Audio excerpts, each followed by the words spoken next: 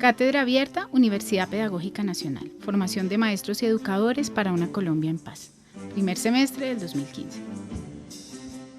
La cátedra pone en consideración la problemática del derecho a la paz y promueve la discusión sobre el mismo. En esa medida, su horizonte de sentido es situar una pedagogía de la paz desde sus múltiples configuraciones, articuladas con la historia reciente, la memoria histórica, los derechos humanos, la violencia y las matices ético-políticas que la estructuran. Bueno, entonces yo les voy entonces a compartir esta reflexión, bueno, decir que tanto Amanda Cortés como Marta Ruiz seguramente las vamos a reprogramar para la versión de la cátedra del segundo semestre. Sí, esperamos contar con Amanda y con Marta, ya miraremos la programación específica que vamos a realizar.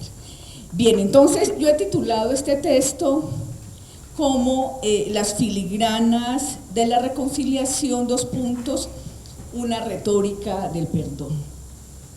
Debo decir pues que es un texto que me ha movilizado mucho, bastante complejo, que todavía lo siento que está en elaboración, que quiero además seguirlo trabajando, ¿sí? Los textos de referencia en los cuales, por lo menos como va el texto hasta el momento, que me han servido de soporte, son las diferentes normativas en términos de acuerdos, reglamentaciones, leyes que se han expedido en el marco de la Ley de Justicia y Paz, la Ley de Víctimas y Restitución de Tierras, el Marco Jurídico para la Paz y unas más específicas situadas ya digamos como en el campo educativo.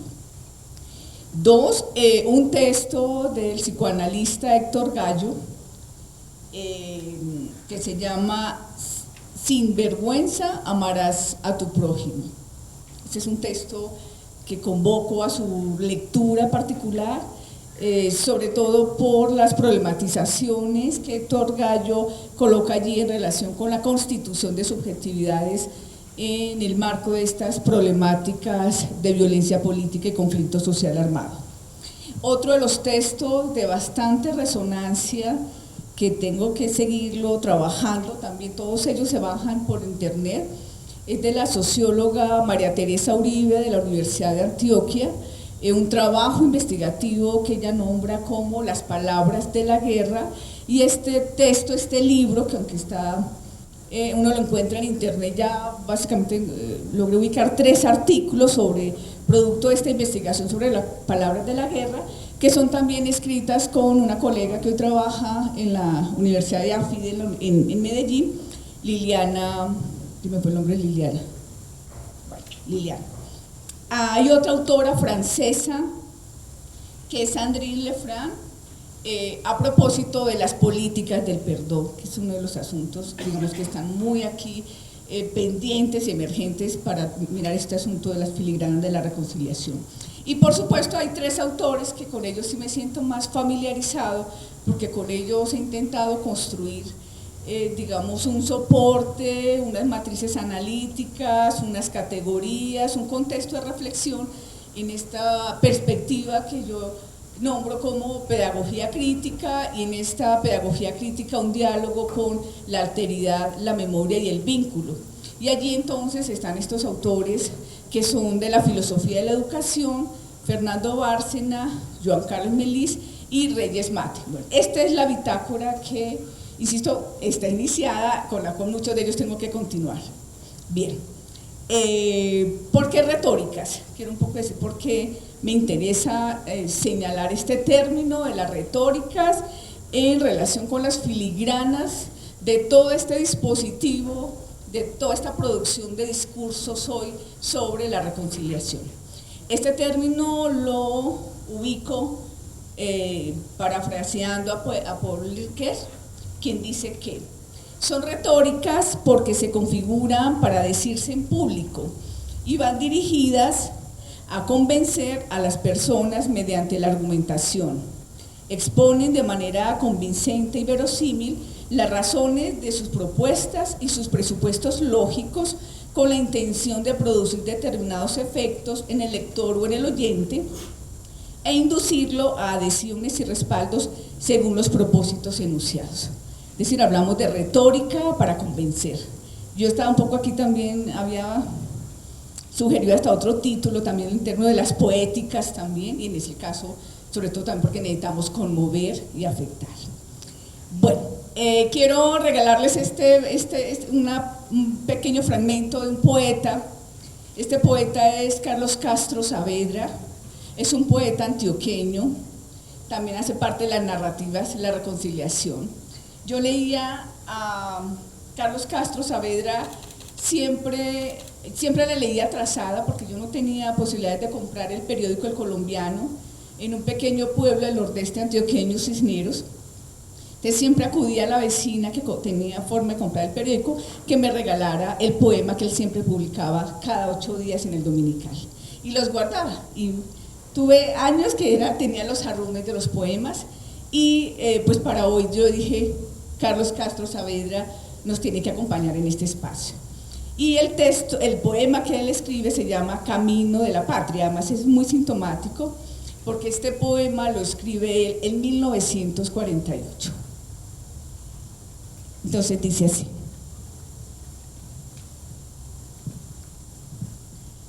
cuando se pueda andar por las aldeas y los pueblos sin ángel de la guarda, cuando sean más claros los caminos y brillen más vidas que las armas, cuando en el trigo nazcan amapolas y nadie diga que la tierra sangra, solo en aquella hora podrá el hombre decir que tiene patria.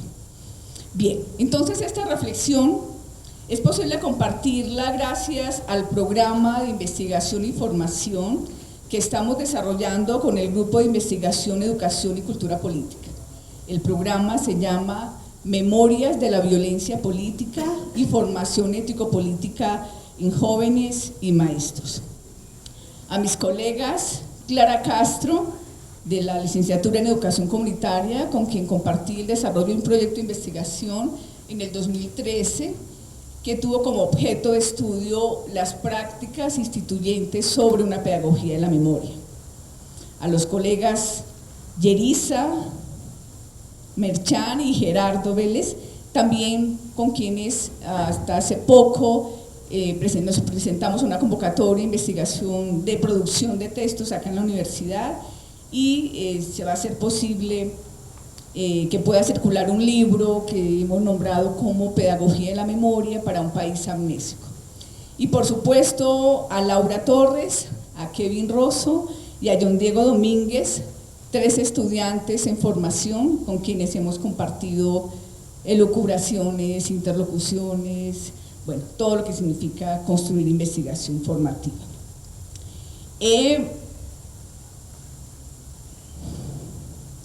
Bueno, aquí también quiero hacer una referencia de una obra de teatro que vi este fin de semana, que me movilizó mucho también. La obra de teatro se llama Labio de Liebre, del dramaturgo Fabio Rubiano. Espero que cuando vuelvan a abrir la convocatoria hagamos el esfuerzo de verla, porque en esta obra, digamos que ya se concibe como una de las obras de teatro más emblemáticas en el país, a propósito de la referencia que pone en escena sobre el conflicto social armado y bueno, y toda la dramaturgia que allí está.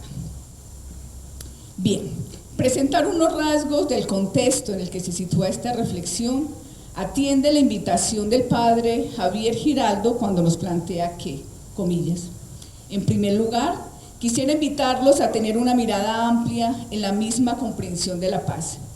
La violencia y el conflicto que afectan a la sociedad colombiana no se reducen a la lucha armada, aunque esta sea una expresión la más dramática de este conflicto. La violencia y el conflicto tienen raíces muy hondas en Colombia, tanto económicas como políticas, históricas y sociales, y la paz jamás se lograría sin afectar estas raíces. Por ello, los puntos de la agenda acordada para estos diálogos de La Habana, como son los problemas de la tierra, la participación política, las garantías de derechos, la situación de las víctimas y el problema de la droga, nos afectan a todos y debiera escucharse y promoverse la participación de todos los sectores sociales del país en la búsqueda de sus soluciones. Continúa también el padre Javier Giraldo. Este texto aparece en el documento que él escribe en la Comisión Histórica del Conflicto, que se llama Aporte sobre el origen del conflicto armado en Colombia, su persistencia y sus impactos. Debe erradicarse del lenguaje vinculado al proceso o a las conversaciones de paz el término reinserción. Y quiero subrayar esto. Pues ordinariamente es comprendido como una inserción o un retorno, de todos modos como una aceptación, acomodo o ajuste al modelo vigente de sociedad. Modelo que mirado desde principios éticos fundamentales es algo terriblemente repugnante por la injusticia, la desigualdad y la violencia estructural que encarna, siendo mucho más repugnante seguramente para quienes han luchado durante décadas por cambiarlo en algo menos inhumano. Por ello el término resulta profundamente ofensivo.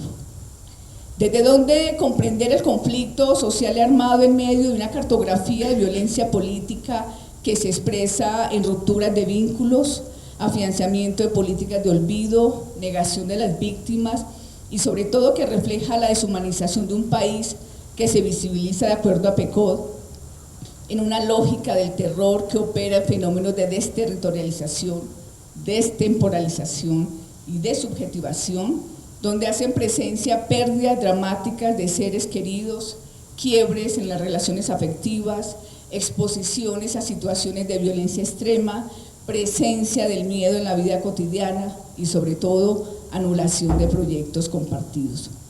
Pensar entonces en los múltiples modos en que se expresa el conflicto significa reflexionar sobre los siguientes interrogantes.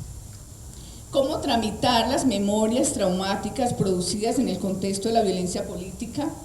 ¿Qué se produce en el encuentro entre la víctima y el victimario? ¿Qué acontece en este encuentro? ¿Es posible continuar hablando de las víctimas en Colombia como personas lejanas que nada nos interpelan? ¿Qué significa una ética de la experiencia de lo inhumano, de la destrucción de toda dignidad, de las borraduras, de las biografías, del olvido de la condición de humanidad de las víctimas?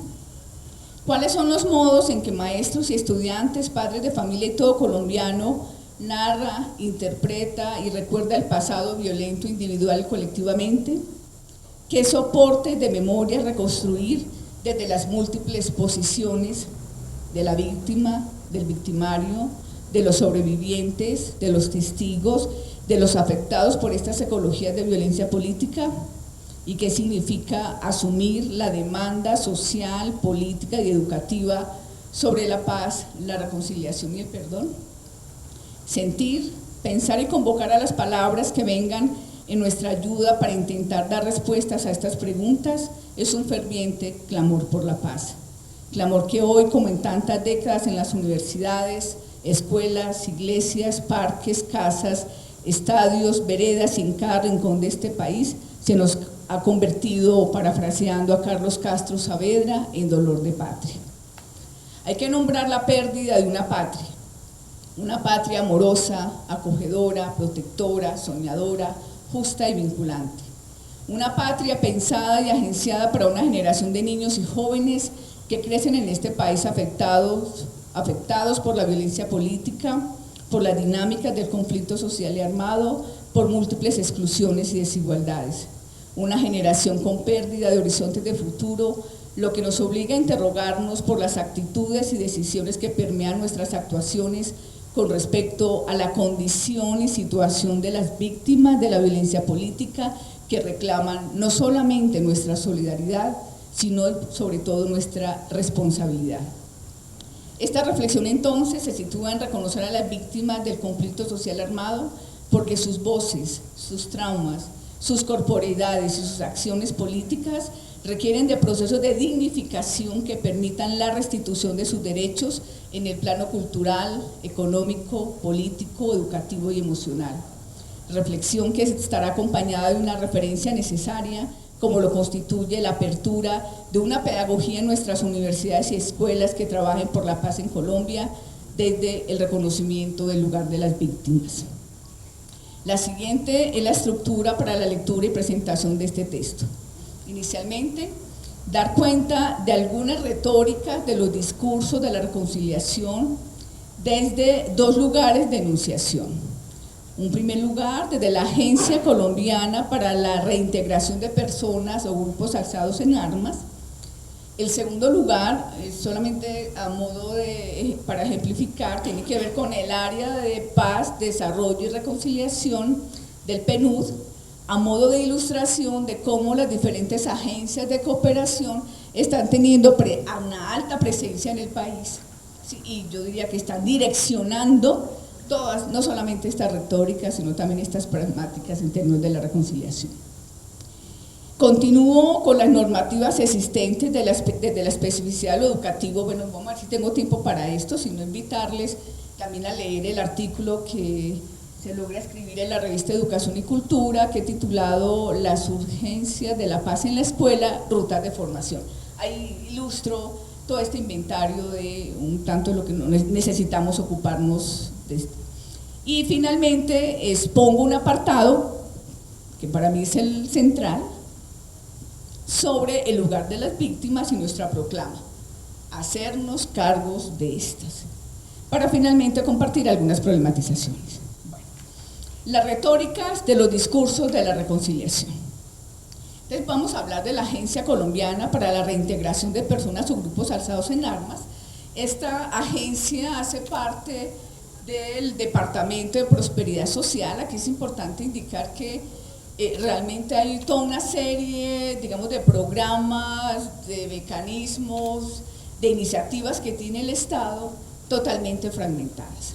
Sí, una cosa es esta agencia, otra cosa es la comisión, otro asunto es el Centro Nacional de Memoria Histórica, otro tiene que ver con el Centro de la Unidad de Víctimas, etc.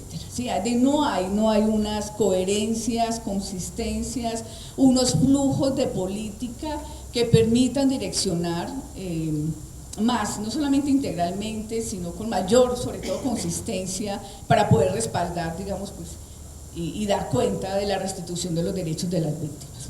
Esta agencia colombiana se crea en el 2005, recordemos que en el 2005 también se formaliza lo que en su momento se nombraba como la Comisión Nacional de Reparación y Reconciliación, con la prioridad, miren un poco este enunciado, pues que es bastante afirmativo y que por supuesto uno lo respalda. El problema son las materializaciones de estos enunciados. Con la prioridad de contribuir a que las víctimas del conflicto armado se conviertan en un actor social y político relevante. ¿Sí?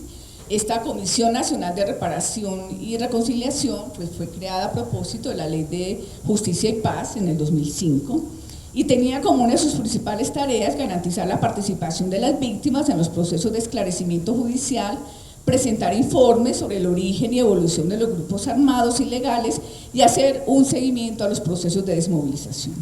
Es muy importante decir que uno de los grupos de trabajo de esta Comisión Nacional de Reparación y Reintegración es el Grupo de Trabajo de Memoria Histórica, ¿sí? Que posteriormente pues, va a hacer tránsito al Centro Nacional de Memoria Histórica.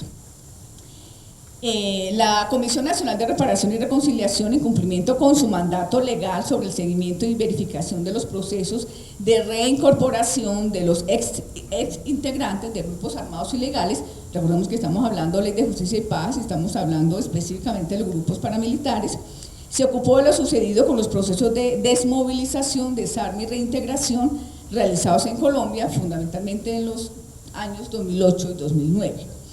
Esta comisión logra publicar varios informes, realizar varios eventos internacionales y producir, pues, digamos, como varios documentos. Quiero señalar aquí específicamente dos asuntos. Uno, que en este 2005 se empieza a emerger, por lo menos más institucionalmente, con carácter estatal, este concepto de justicia transicional, pues que hoy, digamos, está… no solamente digamos, es actual, que hace parte también de lo que en el marco de la negociación del proceso en La Habana con la FARC, pues se viene nombrando ya como una comisión de verdad y reconciliación. ¿Sí? ¿Cómo es definida la justicia transicional en este escenario 2005? definida como un conjunto de mecanismos de carácter transitorio y excepcional usados para superar situaciones de graves violaciones a los derechos humanos o al derecho internacional humanitario en periodos de dictadura o conflicto para transitar hacia la paz y el pleno establecimiento de derechos. Aquí entonces nosotros nos encontramos que, la emergencia de estas retóricas que uno podría afirmarlas, porque está en el marco de unos principios del derecho internacional humanitario, de unos criterios de trabajo, de unas conceptualizaciones básicas, también como unos marcos de operacionalización. Pero el problema que se presenta, además, como con estos, para un poco terminar esta parte aquí de esta primera retórica frente a la reconciliación, es que, está centrado en un enfoque, que por eso inicié con el texto del padre Javier Giraldo, con un enfoque situado en políticas educativas sobre la inclusión social, sobre la atención a poblaciones en condiciones de vulnerabilidad y sobre todo desde estos enclaves discursivos que se nombran como reinserción, resocialización, desmovilizados, etc. ¿Sí? ¿Qué hay detrás, de este enclave discursivo? ¿Sí?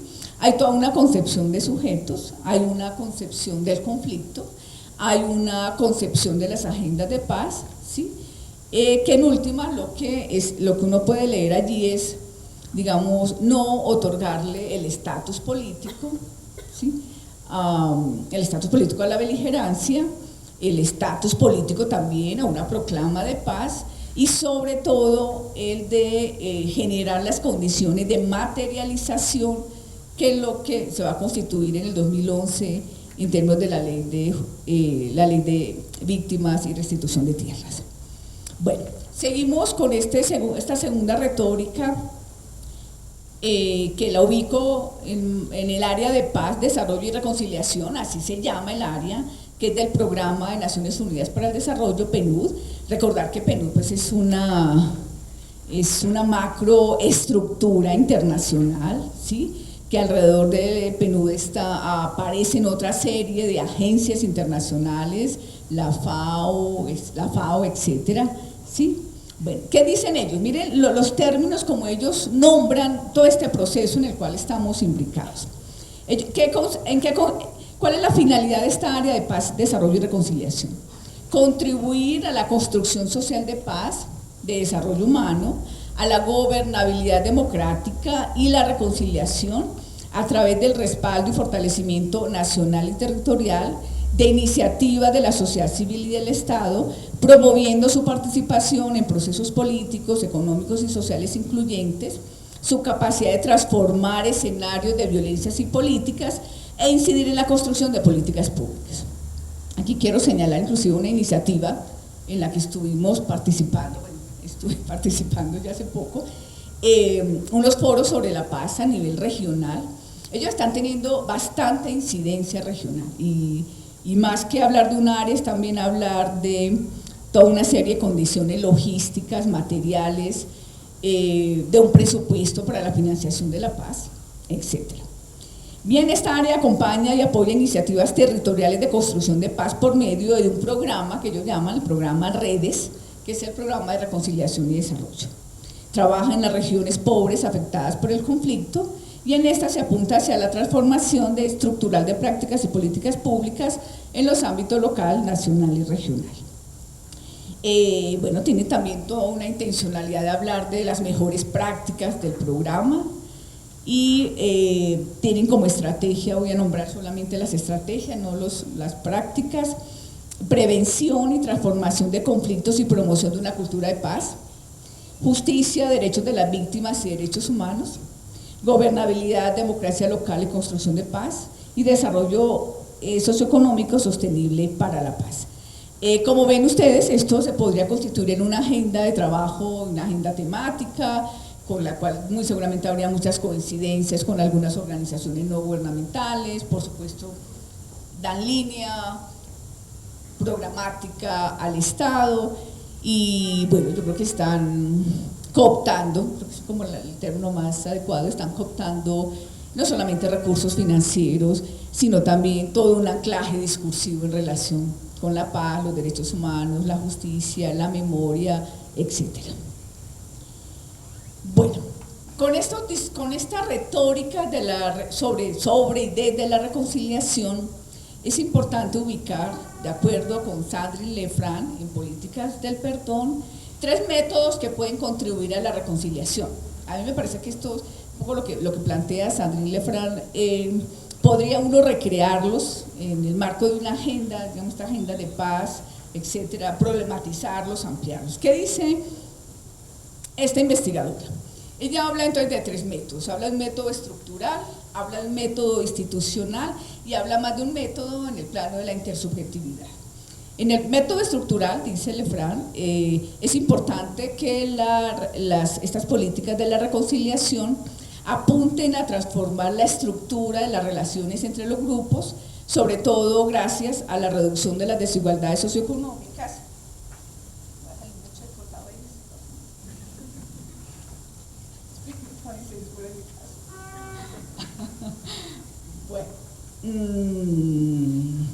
Gracias a la reducción de las desigualdades socioeconómicas, la protección de los derechos humanos y la concreción de la plataforma ética de la paz. ¿Esto en qué se traduce?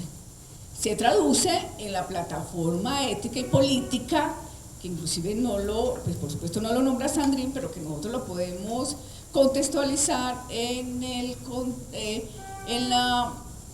el escenario del movimiento de víctimas de crímenes de Estado, como son la verdad, la justicia, la reparación y la garantía de no repetición.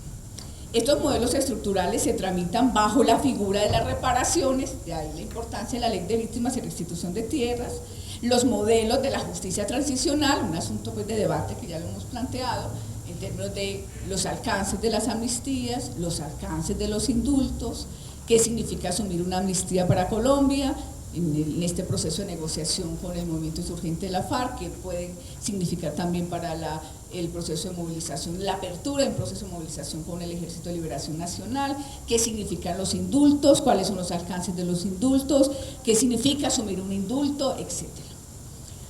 El segundo método, ella lo nombra como los métodos institucionales, que incluyen procesos, comisiones de verdad, acciones educativas, actos públicos, rituales, soportes de la memoria, es decir, todo el conglomerado que uno puede nombrar en políticas de la memoria y que hoy ya lo vemos traducidos, ya hay una traducción de esto en la reglamentación que se expide hace una semana, 2 semanas en relación con la Cátedra de Paz, la Cátedra para la Paz del Ministerio de Educación Nacional, que también lo podemos leer en las acciones y agendas que tiene el Centro Nacional de Memoria Histórica o también el Centro Nacional, el Centro Distrital de Memoria y Reconciliación, el primero en relación con los museos y el segundo también, digamos, con todas las acciones políticas educativas que vienen agenciando. Y el tercer método, que diría yo que es uno de los métodos por supuesto, los 3 tienen que ver pensándolo en clave de formación, ¿sí? Ella lo nombra como los métodos interpersonales. Yo quisiera hacerle la traducción a pensar ese método de la reconciliación como, nombrándolo específicamente como los alcances del perdón. Por supuesto, no estoy hablando del perdón en el marco de una ritualización religiosa o en el marco de una concepción cristiana, sino el perdón desde un sentido político que a su vez tiene que estar implicado en los espacios íntimos, pero también en los espacios políticos, en las vidas colectivas, etc. Bueno, este es uno de los grandes debates que hoy tenemos y que necesitamos incorporar. Bueno, aquí voy a saltarme este asunto que tiene que ver con las conceptualizaciones sobre la amnistía y el indulto, sí, pero voy a pasarme a este segundo punto sobre la reconciliación y el lugar de las víctimas, porque aquí hay bastante literatura en el país. Yo también un poco señalar que Colombia tiene muy buena literatura en estos asuntos, es decir, que en términos de justicia transicional y lo que tiene que ver con estos mecanismos o formas jurídicas de la amnistía o los armisticios, el indulto, etcétera, pues hay muy buena bibliografía de sector crítico, ¿sí? que podríamos pues también como reconocer, trabajar y leer, porque creo que, y discúlpeme un poco esta expresión que es muy freiriana, tenemos un gran analfabetismo político en estos asuntos. Es un gran analfabetismo, de seguro, y esto hace parte también de nuestro colectivo, el equipo del eje de trabajo de paz de la pedagógica, pues ya nos estamos ocupando de eso, necesitamos ocuparnos más con todos ustedes, porque necesitamos hacer de esto audiencia pública, ¿sí? Y garantizamos audiencia pública pues desde las claridades conceptuales, desde los posicionamientos políticos, desde referentes teóricos claros y sobre todo unos referentes interdisciplinarios que logren conversar y construir en diálogo con la sociología, la pedagogía, la filosofía de la educación, la política, lo jurídico, ¿sí? Y yo, inclusive con mi grupo de estudiantes, intenté hacer un tanto esta exploración para usted. ¿Qué significa la amnistía? ¿De qué estamos hablando de indulto? Y realmente no tenemos muchos acercamientos frente a esto. Bueno, vamos a hablar entonces del segundo punto, tercero, que he nombrado como la reconciliación, 2 puntos, hacernos cargo de las víctimas.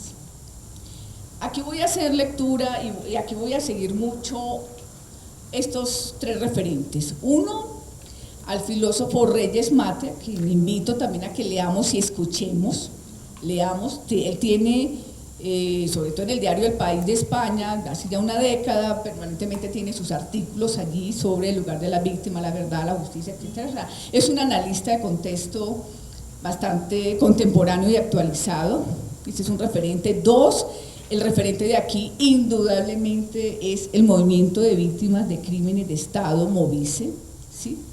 Que a veces le damos poco reconocimiento y es uno de los escenarios fundamentales de todo el proceso de movilización social por el derecho a la memoria, que tiene que ver con el derecho de las víctimas, de la restitución de todos sus componentes afectivos, sociales, etc. Ese es un segundo lugar de referencia.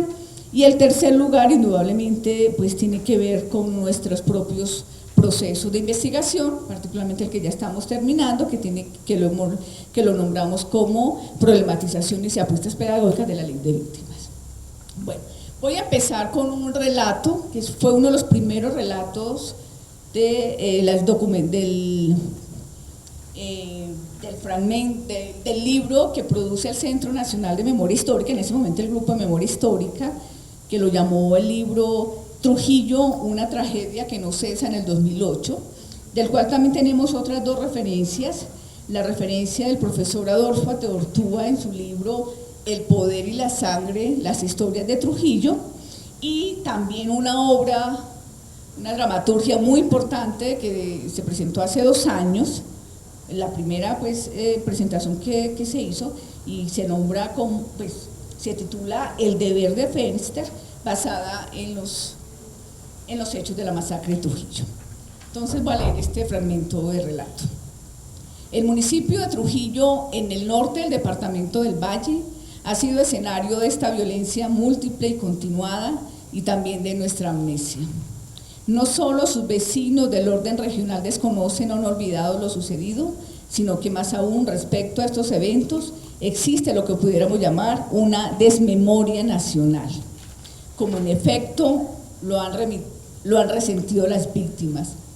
Volver a la mirada de Trujillo es entonces un primer ejercicio en la misión de convocar la solidaridad ciudadana y mostrarle al país que los hechos de Trujillo pertenecen al pasado nacional.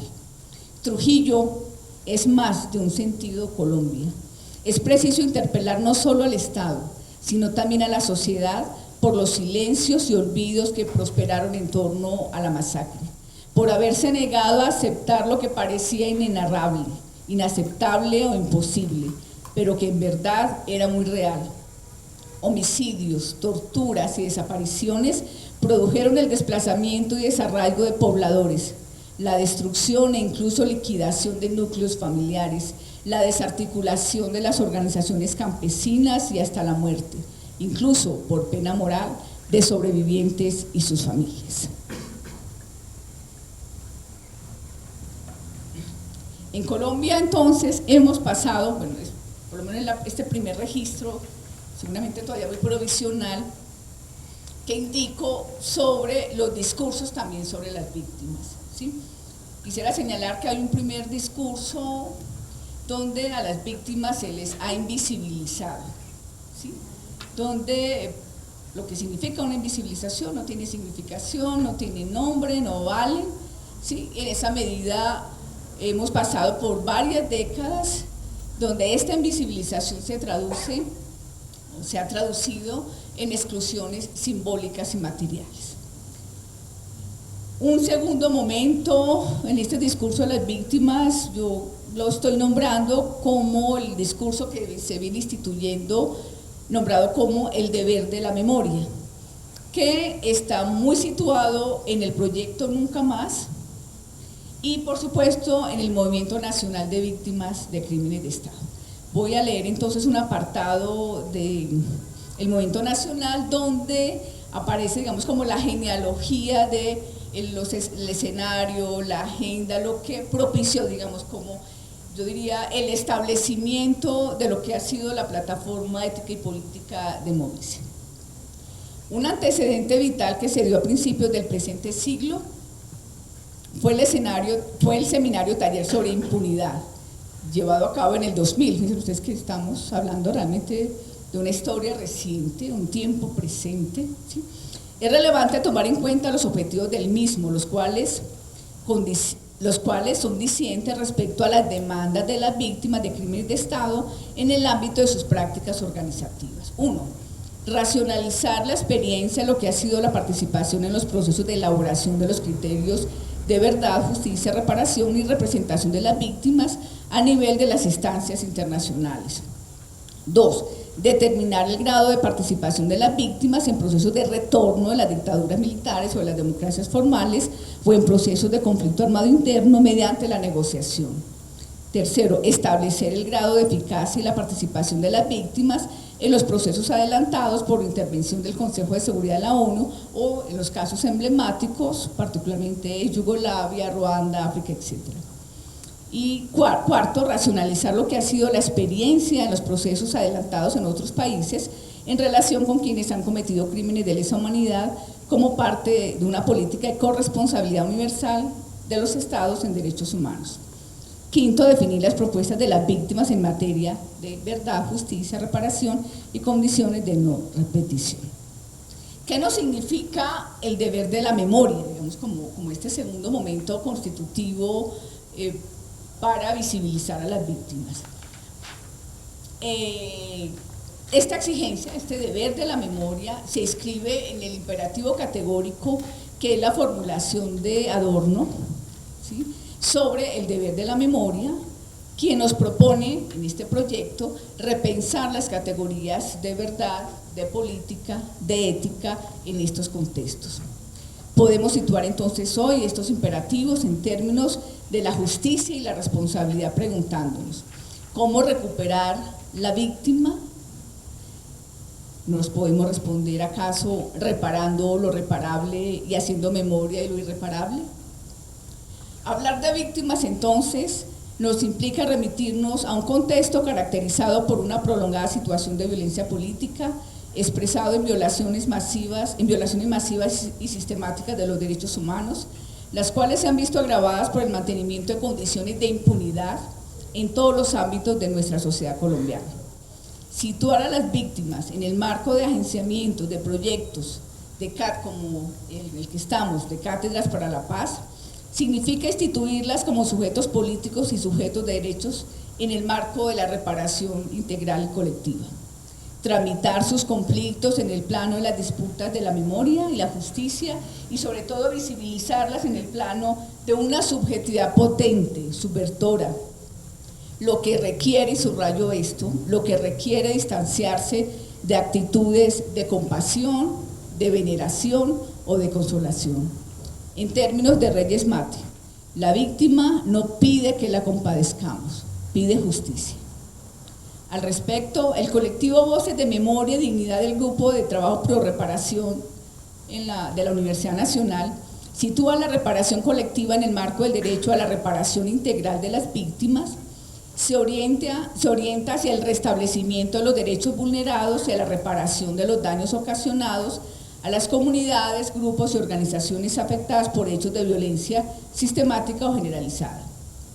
Esta reparación se encuentra en estrecha relación con los derechos a la verdad y la justicia e implica la adopción de un enfoque diferencial. Esto es también muy importante porque a veces nombramos a las víctimas como un grupo homogéneo y es muy importante poder, digamos, tener como consideraciones que el sujeto víctima, los grupos poblacionales de víctimas hacen parte de unos territorios, tienen unas condiciones de género, también están situados en diferentes lugares generacionales o temporalidades generacionales. Aparece también su propia diversidad sexual, sus propias condiciones materiales, etc. En este sentido, se hace necesario adelantar un inventario de daños por cada grupo o comunidad víctima, de acuerdo, como lo nombro, a sus particularidades étnicas, culturales, generacionales y de género, y definir medidas específicas de reparación que deben adoptarse teniendo en cuenta esta caracterización, con el fin de instaurar medidas orientadas al restablecimiento de los derechos vulnerados. Bajo esta perspectiva, la reparación colectiva comprende componentes de restitución, indemnización, rehabilitación y medidas de satisfacción, que son bastante olvidadas, intencionalmente, por supuesto, intencionalmente, porque hablar de cada uno de estos componentes requiere también colocarle presupuesto, requiere estrategias de materialización, que es lo que poco vemos, digamos, sobre todo en la unidad de víctimas.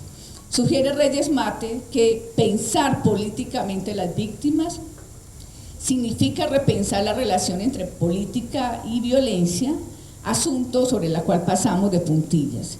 Igualmente afirma que no se trata de impartir justicia, sino de reconocer que sin memoria de la injusticia no hay manera de hablar de justicia. En esa medida, pensar en la construcción de una cátedra para la paz, en este contexto, nos exige ubicarnos. En esa medida, pensar en la construcción de una cátedra de la paz nos exige ubicarnos en un contexto en donde sigue presente amenazas, silenciamientos, estigmatizaciones, resentimientos, venganzas, es decir, el borramiento del otro distinto y la fragmentación social. Expresiones todas ellas de una cultura política que nos invita a la realización de un ejercicio analítico en dos ámbitos de reflexión. El primero, sobre los procesos de resignificación y dotación de sentido de los hechos por parte de las víctimas y en relación a las condiciones políticas y sociales que posibilitan o limitan la emergencia de las narraciones sobre la memoria de las víctimas. Bueno, yo me voy a saltar esta parte.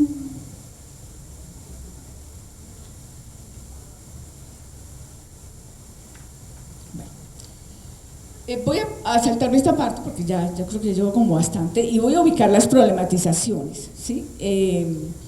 Voy a iniciar estas problematizaciones con dos apoyos de referencias en Melis, una de Melis y la otra de Fernando Bárcena, ¿sí? Y estas problematizaciones, bueno, aquí vamos a ubicarlas como en varios planos. Entonces, ¿qué nos dice Melis?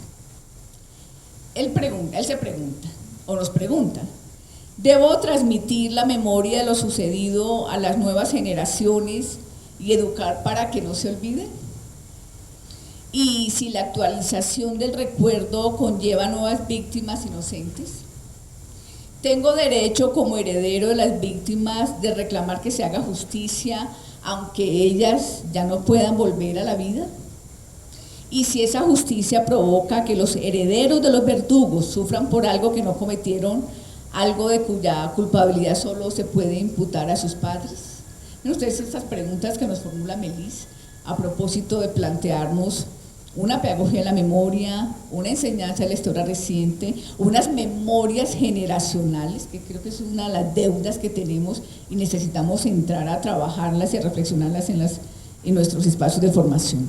Y nos dice Fernando Bárcena: a propósito de la visibilización, porque aquí hay una cosa muy bella, sobre todo recordando en este momento la obra de teatro Labio de Liebre, toda la lucha de toda una familia campesina con el perpetrador de la violencia o el verdugo o el paramilitar, como así se nombra en la obra de teatro. La demanda de las víctimas era, por favor, denos nombre, nómbrenos. Mire, si usted nos nombra, nosotros lo dejamos tranquilo. Coloque nuestros nombres, llame y diga que nosotros somos, aquí aparecen los nombres, se me fue por dónde fue que los apunté.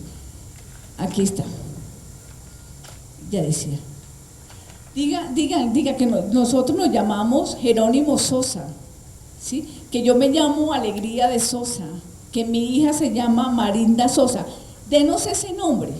En segundo lugar, díganos por favor, ¿por qué nos mató? ¿Por qué nos asesinó? Entréguenos las razones, yo quiero comprender eso, le gritaba Alegría Sosa. ¿Por qué? O sea, yo necesito comprender las razones. Si ya no puedo volver a la vida, por lo menos entrégueme las razones, porque esas razones que usted me entrega van a ser las razones que yo le voy a entregar a la generación que viene, ¿sí? Y el tercer lugar de ella, la demanda que le hacía a Salvo Castelo, que es el hombre que aparece allí, que lo interpreta Fabio Rubiano, es ¿dónde quedaron nuestros restos? ¿Dónde quedó mi cabeza? Le decía a uno, ¿dónde quedó mi cabeza? Por favor, dígame, ¿dónde quedó mi padre? ¿Sí? Díganos, si usted nos dice eso, dejamos de habitarlo como fantasma, dejamos de perseguirlo como venganza.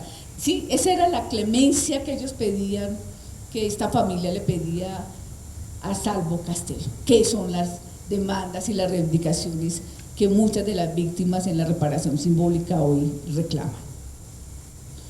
Entonces dice Bárcena, dar la palabra al otro en vez de arrancársela. Es un gesto de humanidad que nos afirma en el placer inédito de existir entre los hombres, pero dar la palabra no es un gesto sin consecuencias, es un esfuerzo que entraña una apertura al mundo, desde lo más íntimo e interno, para acoger las palabras nuevas que están por venir. Hablar de problematizaciones, entonces, solamente voy a pasar como estos titulares, es uno, problematizar las lecturas parcializadas, fragmentadas e inconexas de la historia nacional. Aquí tenemos bastantes dificultades porque hay unas disputas en estos relatos de memoria, ¿sí? Dos, reconocimiento de algunas víctimas y negación de las otras, ¿sí? También hay que reconocer a las múltiples víctimas existentes en el país. Tercero, el desconocimiento de la legitimidad del accionar de hombres y mujeres pertenecientes a movimientos sociales. Todo esto tiene que ver con el derecho a la oposición, el derecho a la disidencia, el derecho a la transgresión, ¿sí? Cuarto, la negación de los derechos fundamentales de la población y la integralidad de los derechos con que cuentan las víctimas. Quinto, reducción de los derechos de las víctimas y una problematización que hoy es muy fuerte, que no tenemos mucho recurso, y cuando digo recurso es en términos de estrategias, es las pocas iniciativas existentes para el trabajo psicosocial, ¿sí? Y esto se nos está constituyendo en una urgencia para atender, porque la amenaza tiene efectos en el cuerpo, porque el silenciamiento se expresa también, se presenta en traumas, hay sintomatologías, porque necesitamos estrategias, recursos analíticos para elaborar estos traumas, ¿sí? Para no dejarnos silenciar. Bien. Bueno, yo estoy pasando aquí, yo quiero aquí a propósito del perdón, ¿sí? En estas políticas del perdón yo me encuentro con algo que me parece muy bello, que ya lo había referenciado en otro texto. Si nosotros hablamos, esto es otra problematización, digamos, ¿sí? Porque hablar de reconciliación significa estar entre dos o estar entre tres, ¿sí? Y la reconciliación pasa por unas políticas del perdón. Y si estamos hablando del perdón, entonces estamos hablando de la indulgencia, de la excusa, de la disculpa, de la clemencia. Es importante entonces aquí hacer una distinción, y esto lo retomo de Paul Ricoeur, entre el perdón fácil y el perdón difícil. ¿Qué significa eso? El perdón fácil tenemos que ubicarlo en 3 planos. Un perdón complaciente que pretende ahorrarse el deber de memoria. Ojo que esto es lo que nos está pasando hoy en el país, ¿sí?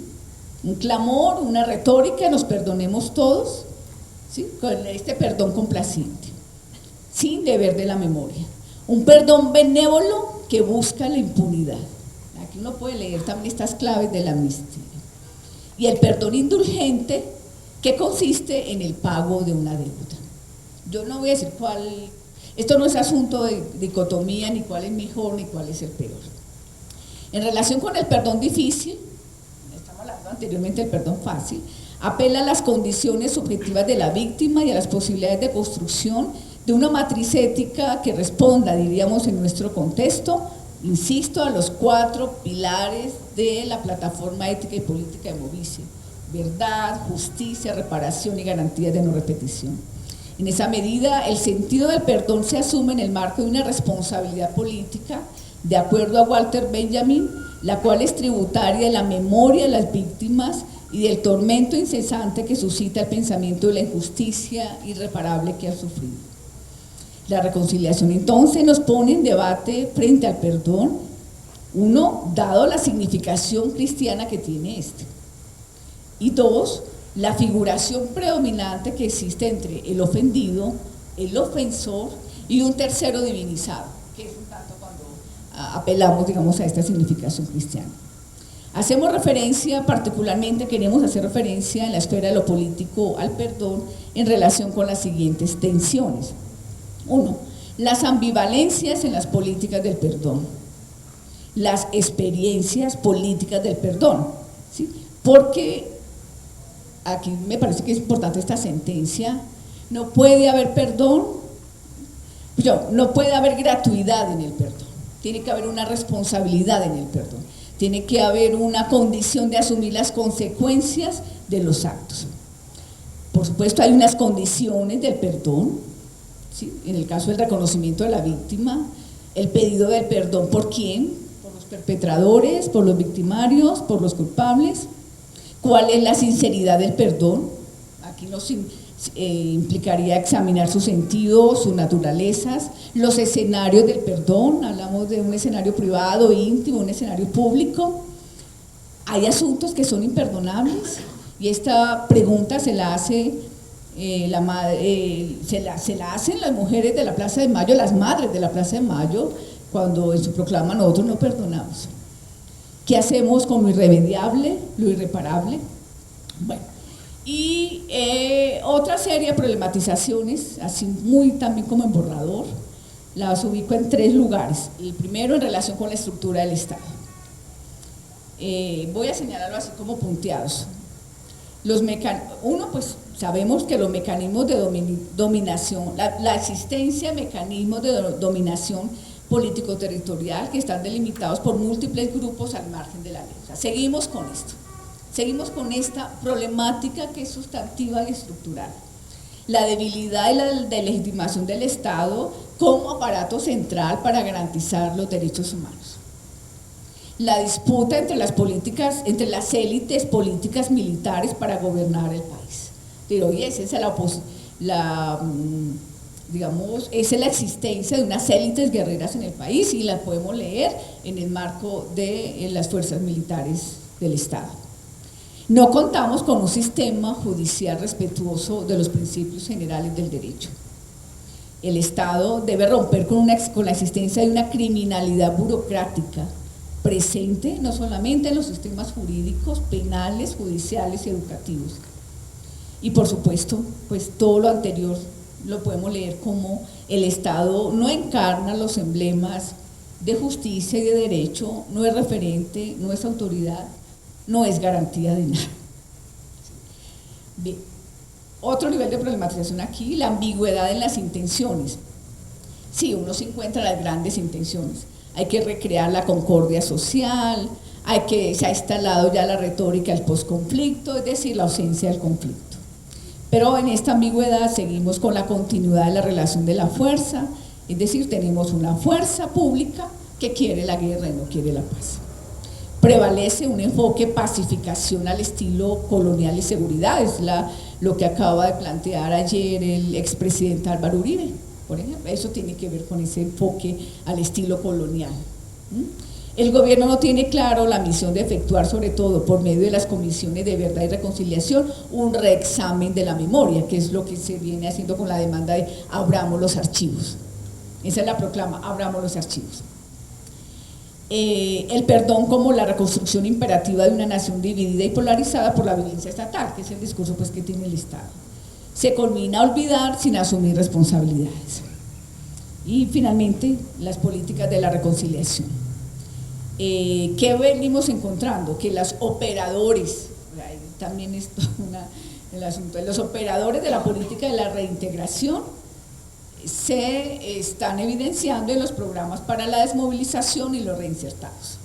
¿Sí? La reconciliación se apoya en la construcción de un sentimiento de comunidad obediente, y esto no tenemos tiempo hoy, pero lo podemos leer en las diferentes reglamentaciones, en la misma reglamentación de la Cátedra de Paz, ¿sí? Sí, es decir, seremos felices, estaremos reconciliados y somos obedientes. Presencia e instalación de discursos prefabricados sobre el perdón y el olvido.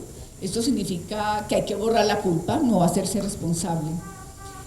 Esto es bastante grave, la utilización de un lenguaje moral religioso altamente selectivo en los escenarios de comunicación, en los escenarios de todos los medios de comunicación. Entrecruzamiento de los discursos, y esto un poco también en términos de dicotomías, guerra, paz, perdón, castigo, venganza, clemencia, conspiración, retaliación. Muy duro esto, pero las acciones van dirigidas al espacio político del cuerpo, se sigue desmembrando, amputando, quemando, amaneciendo, amenazando, silenciando. Bueno, yo voy a leer una cosita que me encontré en las palabras de la guerra en 1863, a propósito de las políticas del perdón y la reconciliación. 1863.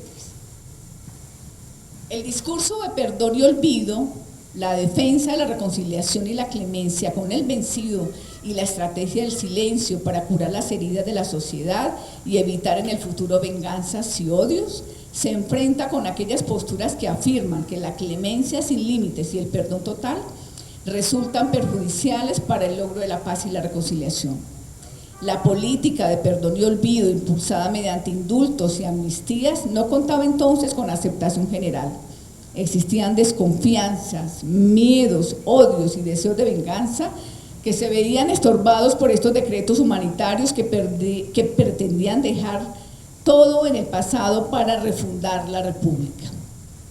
A pesar de las críticas a la política del indulto y amnistía, Mosquera, que fue lanza su último decreto en la instalación de la Convención de Río Negro. Era de usanza que las constituciones se acompañasen de indultos amplios y generosos, como forma de manifestación simbólica de que se estaba en un momento refundacional, que el pasado con todos sus errores y violencias quedaba atrás y que un nuevo pacto político entre iguales se instauraba para garantizar la convivencia y asegurar la paz. El pasado debía dejarse en el olvido y todos los ciudadanos, con prescindencia de sus historias de víctimas o victimarios, de delitos o heroísmos, eran convocados en pie de igualdad para un nuevo comienzo. En el preámbulo del documento de amnistía de esa época se lee, comillas, perdón y olvido. He ahí las palabras pronunciadas a todos los ángulos del país como el mejor empleo de la victoria. Hoy no hay ya vencedores ni vencidos, reos ni jueces, no hay más que ciudadanos colombianos. Colombia arropa con su bandera de amor y de paz a todos sus hijos. Ninguno queda fuera de sus fajones y estrellas. En el artículo primero del decreto dice: concédese amnistía para todos los errores políticos que se hayan cometido hasta la fecha en el territorio de los Estados Unidos de Colombia. Muchas gracias. Cátedra Abierta, Universidad Pedagógica Nacional. Formación de maestros y educadores para una Colombia en paz. Primer semestre del 2015. La cátedra pone en consideración la problemática del derecho a la paz y promueve la discusión sobre el mismo. En esa medida, su horizonte de sentido es situar una pedagogía de la paz desde sus múltiples configuraciones, articuladas con la historia reciente, la memoria histórica, los derechos humanos, la violencia y las matices ético-políticas que la estructuran. Entre ellas canto, bailo, bailo, canto, canto, bailo y conspiro contra el miedo. Entre ellas canto, bailo, bailo, canto, canto, bailo. Tercera sesión, Pedagogía en la Ley de Víctimas y en los Posacuerdos de Paz. Conferencistas, Helbert Chuachi y Jeritza Merchan. Entre ellas canto, bailo, bailo, canto, canto, bailo y conspiro contra el miedo, porque esta generación provisoria y desgarrada, como el viento, se ha gestado en el duro aprendizaje de soñar. Entre los muertos, entre ellas canto, bailo, bailo, canto. Cátedra Abierta, Universidad Pedagógica Nacional. Formación de maestros y educadores para una Colombia en paz. Primer semestre del 2015. Canto, canto, bailo y conspiro contra el miedo.